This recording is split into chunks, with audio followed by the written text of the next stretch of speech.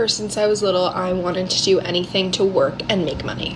My very first job, which was actually a 4-figure business, this is when I was 12, so that was a lot for a 12-year-old, was my rainbow loom business.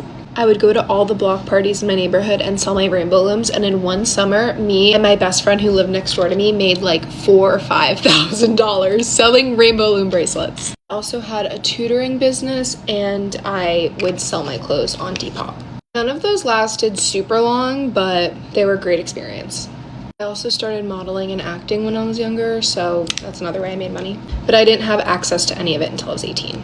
Once I turned 15 or 16, I became a lifeguard, and I did that for 4 years. I was a waitress for 3 or 4 years, and I do that on and off.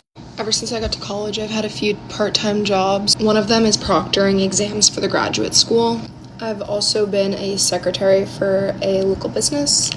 I was a tour guide for a little while. Now I do some UGC stuff for brands. I've had 2 internships. I know I already said I was a waitress, but I was also a hostess at one point. I've also babysitted throughout my life.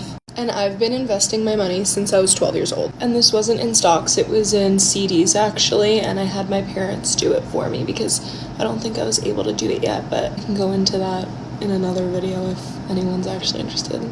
And now that I'm over 18, I actually invest my money in a brokerage account. I also forgot to say that during COVID, I had one of those Instagram businesses that I would make the tie-dye college merch clothes. And I actually made a decent amount of money doing that. I only did it throughout COVID really just to have fun and make some money. Those are all the ones I can think of right now.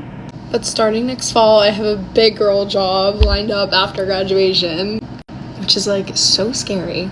But I'm still planning on doing acting, modeling, and other part-time stuff, even though I'll be working full-time. And yeah, so that's all. Thanks for watching.